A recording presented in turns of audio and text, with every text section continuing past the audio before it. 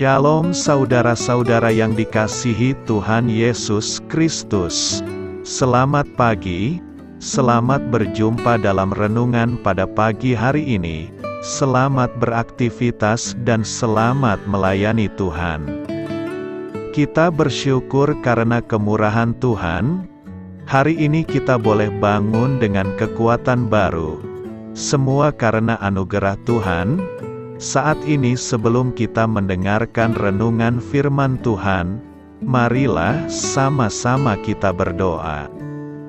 Bapa kami yang di sorga, Bapa dalam nama Tuhan Yesus Kristus, Tuhan dan Allah kami yang baik, kami bersyukur untuk berkat kemurahan-Mu, di sepanjang malam Tuhan sudah lindungi kami, dan pagi ini kami boleh ada sebagaimana kami adanya.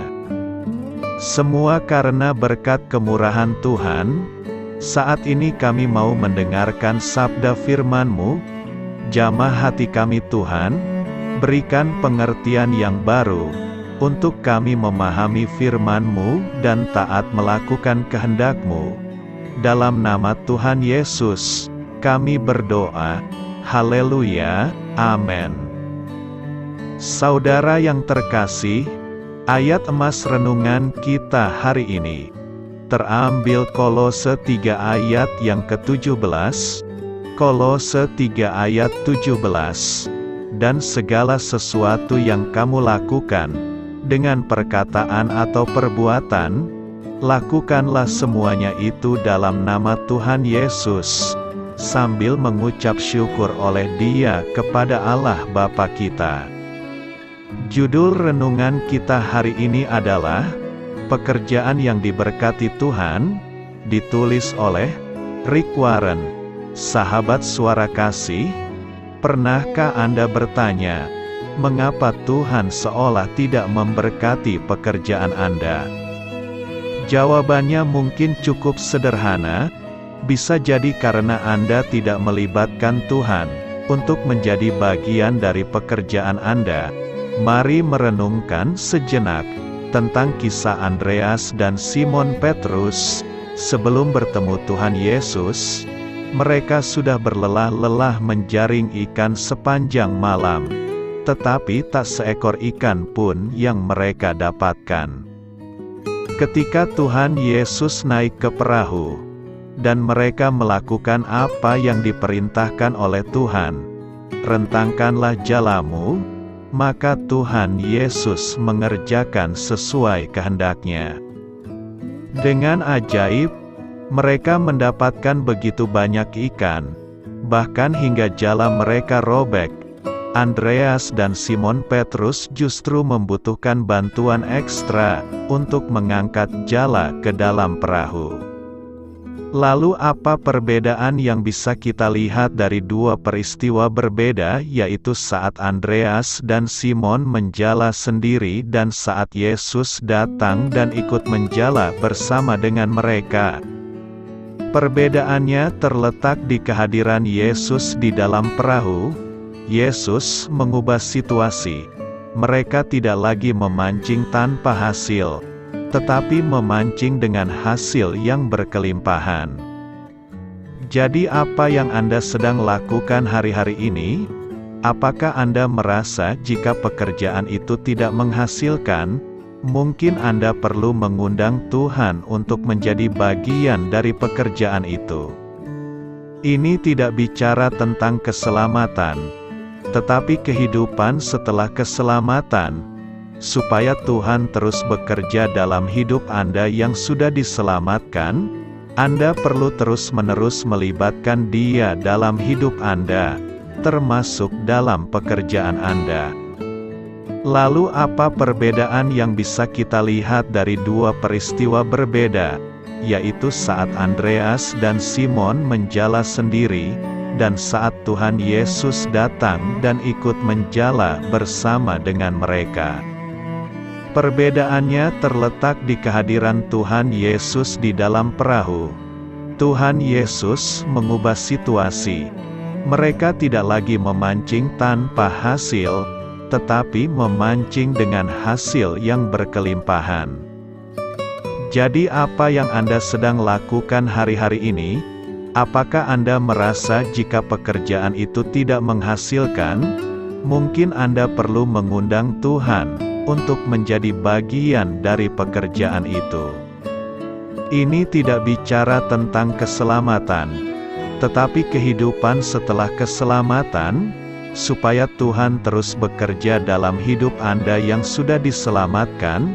Anda perlu terus-menerus melibatkan Dia dalam hidup Anda, termasuk dalam pekerjaan Anda. Anda perlu mendedikasikan pekerjaan, bisnis, usaha atau karir Anda untuk Tuhan.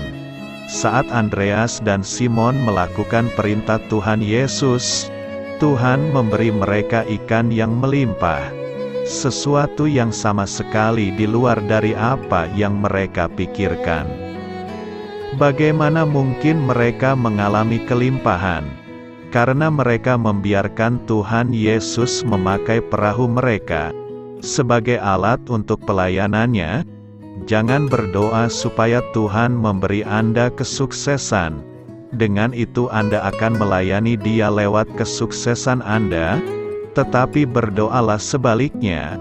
Jujurlah berkata, "Tuhan, aku gagal dalam karirku, tetapi aku akan memberi Engkau apapun yang aku punya, sebagai alat untuk pelayanan-Mu." Saat itulah Tuhan akan melakukan mujizat. Apapun yang Anda harap supaya Tuhan berkati, mulailah dengan menempatkannya di tempat pertama. Itu artinya secara dunia, Anda bukan lagi seseorang yang dikenal berdasarkan pekerjaan Anda, seperti guru, akuntan, pengusaha, aktor atau aktris. Tetapi dikenal sebagai seorang misionaris, yang menyamar melalui profesi Anda. Terlepas dari apapun pekerjaan Anda saat ini, Anda adalah seorang misionaris bagi Tuhan.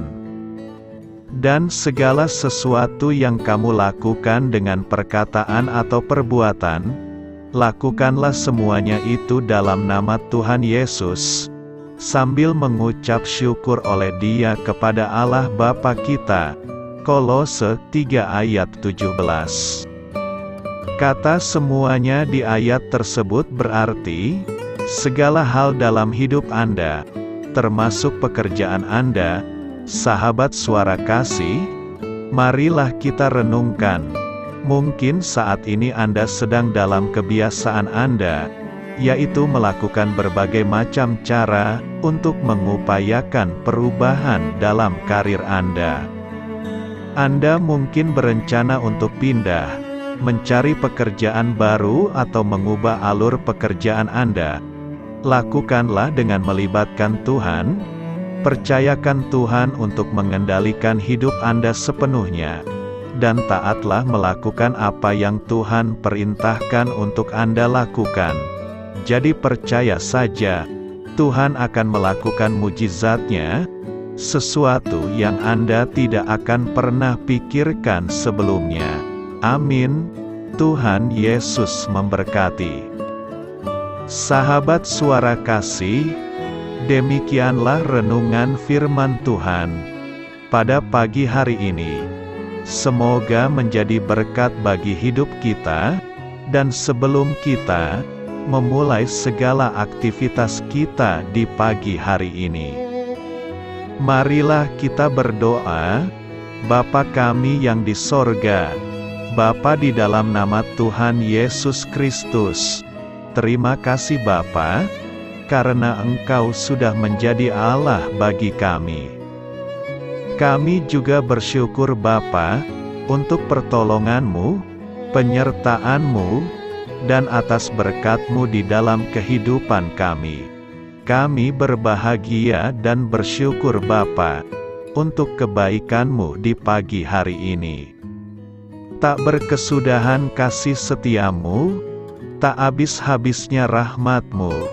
Selalu baru setiap pagi, besar kesetiaan-Mu di dalam hidup kami. Terima kasih untuk firman-Mu. Pada pagi hari ini ya Bapa, Kami mau belajar dan terus belajar tentang firman-Mu.